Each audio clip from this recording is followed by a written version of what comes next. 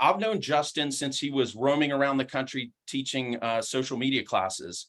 And I'm joking when I say roaming because I think he was traveling like over 300 days a year back then. It was a nutty schedule. I have been so impressed with this young man since the first moment I met him. I think he's absolutely brilliant. When you're in the presence of genius, something really stands out differently. And this Justin is a guy that I would certainly put in that category. I respect and admire what he's created. I really respect his heart to serve others. And I know that's why he's here today. And so with that, Justin, thank you for joining us. I appreciate you. And I'm going to turn it over to you, brother. Absolutely. I appreciate you having me. And unfortunately, my schedule is still 300 days a year. So I'm still roaming the country. So you caught me on one of my 60 days right now in my Nashville office. So super excited to be here. Erik, are you going to be on with me for 20 minutes if you don't mind? Yes, sir. Cool. Well, I'm going to bounce back and forth today. So truly an honor to get to be here with all of you guys. I'll definitely make sure I stay within my time. I only need like 18 to 20 minutes. But I am going to ask for a high level of interaction in the chat box, if that's okay. I kind of feed off of interaction and the ability to get questions answered. And so the very first thing, Erik, I'm going to challenge people with is I want to know, is it okay if I challenge you guys today over the next 18 to 22 minutes? Do I have your permission to do a few things? Do I have your permission to challenge you? Do I have your permission to maybe even push a little bit into some areas you may not want to push into? And do I have your permission to leave here with a challenge for you? Those are the things that are really important to me over the next 18 to 22 minutes. Here's the thing. When it comes to businesses, we all know that we need more leverage. We all know that we need more leverage in our personal lives, our business lives. We all got into this business for something greater than just the day-to-day grind. And so in these 18 to 20 minutes, I'm not going to talk about, hey, you need to leverage this or you need to leverage this. We're going to talk a little bit of what I call mindset framing that we need to have to even be able to be open. I could teach you all the things that you need to do, the actual task you need to leverage, but if your mindset's not built around it the right way, you're never going to do it. You're going to leave the call and you're going to go right back to shoveling your client's driveway because you didn't set proper expectations. You're going to be just back to the day-to-day grind. And so with that being said, I would love real fast if everybody could throw their next 3 to 5 year goal income in the box. So net income, if everything went perfect in your world over the next 3 to 5 years, what would your dream net income be? So like for me, it's $24 million a year. That is what I want to net over the next 3 to 5 years per year is my goal. Now, here's the thing. Do not put an answer in there based on someone else's answer. If you only want to net 100,000 and you can live your best life on 100,000, please put 100,000, because what I truly believe is that comparison is the thief of joy, and a lot of us compare our goals to others, and even though we crush what we want to do, we fail when we compare ourselves, and we live a life of misery. And so I really want to look at most people in here: 140K, 150K, 200K, 600, a million, 250K a month, 500K, 225,000. As I've traveled the country, Erik, something that's really interesting to me is I'd love for you to guess, what do you think the number one yearly goal is for an agent over the next 3 to 5 years? Like, what do you think that number is that most agents want to make? Just a crazy, absurd number. What would you guess, Erik? Feel free to jump on here. I was typing it in chat, and so then I just decided I would unmute myself. I'm thinking 250 a year. 250 a year, right? 250 a year. And then if I really try and stretch them, when I take this survey across a few thousand people a month, the average number is $1 million, right? One day I want to make $1 million, Erik. That's what everybody says. One day I want to make $1 million, right?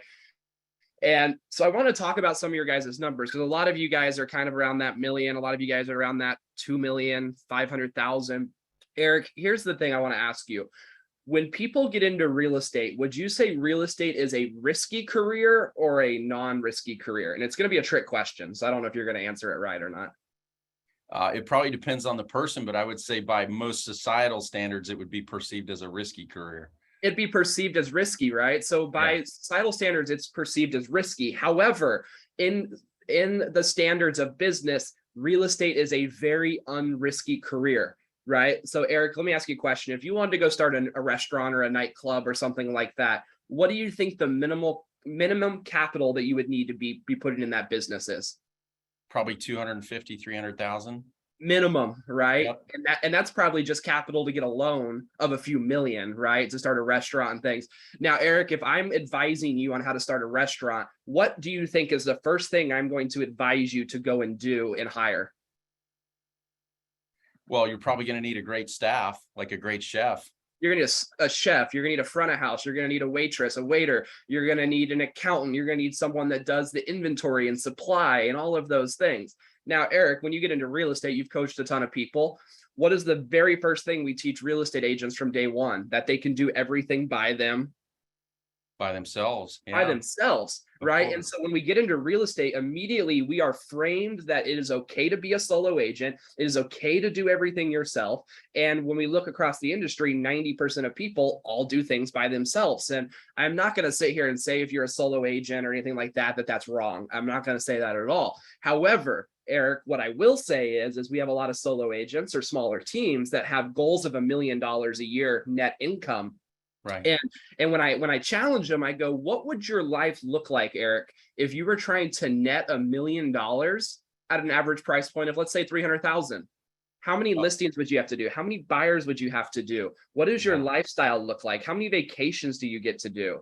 You know, all of those things. And for some of you guys that have goals higher at 300,000 a month, $3 million a year, we start to realize, and I actually will tell you and say, pause, let's actually compare ourselves for a minute. Look around your market, find me an agent that's making 250 grand a month. What do they most likely have, Eric? Are they solo? If they're a solo agent making 250 grand a month, I promise you, you probably don't want to trade lives with them 99% of the time, right? They have horrible marriages, horrible relationships with their kids. They're hiding things. They have addictions you've never even considered that they have. Now, is there an anomaly, the 0.5% that find a way to live a balanced life and make 250 grand a month all by themselves? Sure, but it's super rare. And so when we look at it, is we look at the people that are making the type of net income that most of you desire. Most of them have more what, Eric? What do they have more of than you? Oh, they have more people around them. They have more people. They have more people. And a lot of us think, well, like a lot of us, Eric, here's the thing. We go, I'm going to ask this in the chat. What's the number one reason why you guys don't hire more people today? If I said today I gave you 50 grand each to go hire people, what's the number one reason why we still wouldn't hire people? I would love to know the answer to this. Why do we not hire people today? Cost, trust, finding talent, finding, trusting, training, quality training. I love it. Eric, I believe you have one of my good friends and mentors, Dustin Runyon, speaking later today, correct? Yes, he is. So Dustin's my coach. So for you guys that don't know my story, as the owner of Sphere Rocket, I started this company about 2 years ago. I'm 25 years old now. We have about 5,700 full-time employees now over the last 2 years. And I've been blessed that Dustin has been my coach throughout that last 2 years of my journey. If it wasn't for him. Can we pause on that for a second? I just want everybody to sit with that for a second and acknowledge it, because, you know, as somebody that is quite a bit older than you, right, and been in the industry longer than you, I just have such great admiration for what you've created. And I think even looking at the income numbers here and the question that you asked about hiring talent, to build a company and in a couple years be leading a company and doing it very well and have 5,700 people as part of your, I mean, congratulations to you, first of all. But that is like mind-boggling for most people, right? Can we get a standing ovation, a virtual standing ovation on that? Thank you. So yeah, so I just think we need to recognize that. It's incredible what you've accomplished. I appreciate that. And here's the thing that I learned from Dustin, which is kind of where I was getting. Dustin taught me one simple principle, and he said that there's no such things as a business problem. There's only personal problems that affect your business. Right. And that's the number one thing I learned. And so when I take all of these answers right here, here's what I found. Someone said finding talent's the issue. Finding talent's not the issue. Your level of personal development is the issue. You think finding talent's the issue. Guess what? I just found 5,700 people that are talented over the last 2 years. I promise you, you can find one person that's talented, right? And what I find and what I challenge people on is finding talent's not the issue. the level of personal development to trust in yourself, believe in yourself, love yourself enough, have enough confidence in yourself, take the risk. One of the things that Dustin has really worked on me with, which is what we're going to go after right here, is he said, Justin, you're afraid to take risks because you're afraid of what it's going to look like, and your ego is going to be affected when you fail. So basically what he would always ask me is, he said, Justin, what's the worst case scenario if you take this action and fail? Now, I'm going to be honest with you. When we first started coaching together, I was 22 years old. He's like, Justin, you want to go take this $100,000 risk? What's the worst thing that could happen to you? And I said, the worst thing that could happen to me is I go bankrupt and my parents let me move back in. And he's like, that's the worst thing that could happen to you? What a fucking first world problem you have, right? You're going to go live back with your parents that will gladly accept you and will give you food. Like, wow, so why are you not taking the risk, right? And a lot of us will obviously have families and things like that. And you might be thinking, well, that's not me. 90% of you guys, if something were to go south, you got places to go, you got things. And now let's be clear. I'm not telling you to go risk it all by any means. But what I'm saying is, I got down to the root of the issue. I wasn't taking risk. I was making excuses that I couldn't find talent, that I couldn't find quality people, that I didn't have time for training. And yet we see a world of business owners around the world that have figured that out. What I had to do was fix my personal development first and figure out this is absolutely possible. Now, Erik, here's the really interesting thing. The number one thing that people will say is that everything comes down to money, right? Everything that people just answered comes down to money. Cost and trust comes down to money. Why do we not trust people? Well, it's usually because we try and hire the bottom of the barrel, right? We try and hire someone at 25 grand a year because we're trying to save money. Of course, that's going to have a different trust level than if you hire someone at 6 figures a year, and has a track record of 8 to 10 years. So that comes down to money. When we look at finding talent becomes a lot easier when you can pay someone more money. Right? So that comes down to money. Quality training, guess what? When you have enough money and you don't feel so stressed, you can train people in a quality way. Erik, when do you think most people hire? When they're totally busy and slammed and stressed and overwhelmed? My name is Michelle. Or do you think they hire when they have no business at all? No business at all? Do you think people hire when they have no business or when they're completely slammed and overwhelmed? No, they're hiring when they're completely slammed. Yeah, guys, I would love for you to throw one word in the chat box for me right now. If you are slammed and overwhelmed, what does your spouse say about you? If you are slammed and overwhelmed, what do your kids say about you? I can tell you everything that my ex has ever told about me. I'm an asshole. I'm irritable. I don't understand. I don't listen, right? I overreact. That is the mental state I am in when I am overwhelmed in doing it. And a lot of us go and hire when we're in a state of overwhelm, which is the number one reason. A lot of you guys are actually really good leaders. A lot of you are really good at leading people and training people and having a good culture, but you hired at the wrong time. You hired when you were overwhelmed and in a state of mind that was not open energy-wise and authentically. I think authenticity is huge. And you weren't being the authentic version of yourself when you hired those people. You were in a version of yourself that was overwhelmed. And so that for me is huge. Now, Erik, kind of the mindset I have to go through here. Dustin and I talk about this all the time. I could care less how many cars you have. It doesn't impress me. It doesn't impress me your houses. What actually impresses me when I go on the road and travel is how many therapists you have, how many psychology coaches you have. That's cool to me. If someone says I have 3 therapists, I think that is literally, I met this girl the other day. I'll be fully transparent. She's like, I got 3 therapists and she's a big producer. I was like, wow, that is just a massive turn on to me. Wow, you are doing things in life. And so the thing that was on that method, Erik, is here's my question. When do most people go and get a therapist? Oh, when they're just struggling, they're hanging on by a thread. Yeah. When the trauma already has hit you and now therapy takes so long to take you out because you're now doing 2 things at once. You're recovering and you're building the mind frameworks to work through it, and you're having to test it for the first time at the same time. So the best time to have therapy is today when everything is going amazingly great and we can start building structures in a positive environment. Same thing goes with hiring, right? If you don't feel like you're super busy, today is the best time to hire for that growth. Right. I used to be a part of Keller Williams, and there used to be this little class called Bold. And, I'm even tattooed with it, even though I'm at EXP now. One of the biggest things I learned from Diana Kokoska was if you set a goal at 100,000, you're probably going to fall short and hit 70,000. You set a goal at 500,000, you might still fall short, but you're probably going to fall short at 300,000. Kind of the same thing here. It's called the gap theory. It's if you make a big enough gap, you're going to fall somewhere within that gap. And so the reason I say this is we apply this to hiring too. A lot of you think that you don't have the mindset to hire, but it's because you don't have anybody on your staff, right? And so the best example I can give you this is Erik, right? Erik 6 months ago probably wouldn't have run an event like this.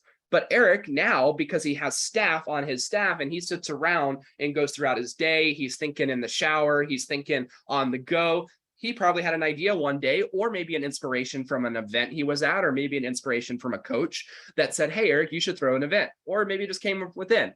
But he was more open to it because he saw that he wasn't going to have to do it all, right? He saw and knew instinctively and in his subconscious that he had people that could execute that.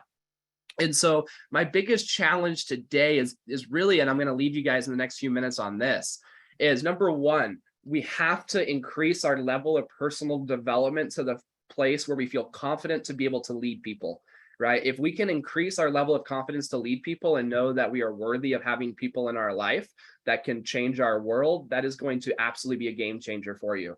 Number two, we have to understand that risk is okay in the real estate business. It is okay to get in a little over your head sometimes. Sometimes that is where we absolutely grow the most. Erik, or I'm gonna ask this to everybody, who owns a house in here? Throw up just a yes if you own a house. Would love to know who owns a house in here. And this right here is kind of where I usually say mic drop. I'll pat myself on the back and get off on the, I'll go off into the sunset. Because if you do not connect things here, then you're just not open yet to what we need to do. So if you own a house and you do not have a few employees in your business, I think you are absolutely insane. And here's why. Erik, when you first bought your, let's say you have a house now, most people you're helping in Arizona, what's the average house cost right now in Arizona that you're helping people buy? Market average probably 450. 450. Okay. So you're asking someone to probably put down minimum 15, 20 grand on the lowest side to get into a home. Yep. Okay. And let's just say the market appreciates crazily over the next 5 years. Nothing goes wrong. And let's just say it goes to 600 grand. It goes from 450 to 600 over the next 5 years. Yeah. Let's just say it goes to 650. So an even 200 grand in equity. All right. So you're telling people, please go and sign a loan for 450 grand in order to make 200 grand. So you're making about 50 grand a year, maybe a little bit less, right? In equity. You are convincing people to go and put $450,000 on the line, signature, bankruptcy, everything at risk here, foreclosure, to go and make 50 grand a year. However, as real estate agents, if we sell a $500,000 home, we make 15 grand a pop. Okay. And so here's the thing, Erik, I hear this all the time. Justin, I'm not willing to hire a virtual assistant at $4 an hour, $640 a month. But then I asked them, I'm like, well, but you have a house that you just signed on for 450 grand that you're paying $3,000 to $4,000 a month on to make you 50 grand a year. But you're not willing to go hire an assistant to help you close an extra 10 deals a year, right? You're not willing to bring on help at 600, so we see the ratio here, right? Someone, Erik, is not willing to spend 600 a month on a VA to help them go and create 150 grand in income, but they're willing to go put their entire credit score on the line and sign a $500,000 loan and spend 3 to 4 grand a month. Like the way that our minds as real estate agents are, we're just wired backwards. And that's okay because I was there too. And so that's my challenge to people is like, if you don't think it's possible to hire people, take a look in your own life and see where you can get the money. I'm not on here to sell you virtual assistants. Call up Erik. He's got special discount codes. He's got everything. If you ever need VAs from us, we have awesome programs, but that's not why I'm here. What I'm here is to change your mindset on how to go about this. If you have a home right now and you're complaining that your relationship with your spouse and your kids is not where you want it to be because of work, shame on you. Shame on you for that, because you're basically choosing priorities here, right? You're saying, well, I'm willing to pay $4,000 to $5,000 or $3,000 a month for a house, but I'm not willing to pay to have more time back with my family and those that I love. That's just purely a selfish decision. Everything in life is a decision. And for me, for the longest time, that was me. I would say I didn't have friends. I didn't have time for this. I didn't have time for that. But, I looked around and but I did have time for my dream car payment. I did have time for, my dream house payment. I had time for all those things, but I didn't have time. I was avoiding, right? It was avoidance. And what was I avoiding? It wasn't actually hiring people. I was avoiding having a level of self-development that would allow me to hire people and lead people in an effective manner, as far as that goes. So Eric, the challenge I'm going to leave people on here today, because I want to make sure we stay on time, because I know these events are really hard if you get behind. The challenge I want to leave people with today is, what are you currently avoiding right now that is stopping you from hiring people? Any excuse in your head is not unique to you. I don't care what the excuse is. Someone could have stole $100,000 from you in the past as an employee. Get over it, right? Like that, you cannot stay stuck in that victim mode, right? There's someone called Dustin Runyon who has a lot of great coaches around him that can get you someone that can help you get through those things. Number two, the challenge I leave you with is to think bigger. Know what your next 5 hires are. Be the restaurant owner. Know that in order for you to get to $1 million to $2 million, what are those next 5 hires? What are those next hires? Whether it's a year from now, 5 years from now, just know what those next hires are. Create space within your energy and brain to be able to know what those people are. A lot of times I ask people, well, who would you hire tomorrow if I give you 50 grand? And they say, I don't know. And I'm like, what kind of business owner are you if 50 grand fell in your lap and you didn't know what to do with it, right? So let's think a little bit bigger and expand.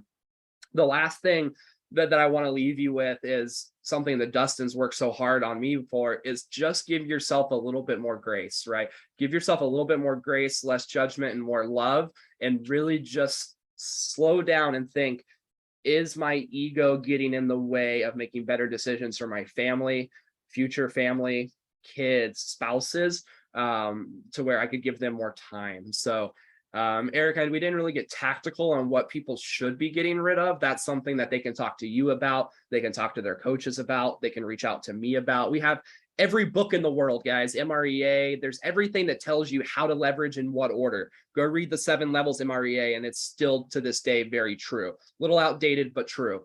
And so I think a lot of us, another good friend of mine, John Cheplak, said last week, he's like, we need less tactics and we just need reminded more often. We don't need any more tactics. Most of you guys know what you need. You know you need a video editor. You know you need a social media director. You know you need a client care manager to call your clients and love on them. You know you need someone to take care of your CRM. You know those things. It's just a matter of, when are you finally going to man up, woman up, to be able to go, I'm ready to take the dive. Right? I'll be honest with you. Some of you guys on this call right now have been on 4 to 5 calls with me over the last 3 years and have told me you need to hire, yet you've still not hired a single person. I'm not going to call you out, but there's 3 to 4 of you I am looking at right now on the screen that have told me for years now that you need to hire and you still haven't hired. My challenge to you is to dig deep, and why have you not hired?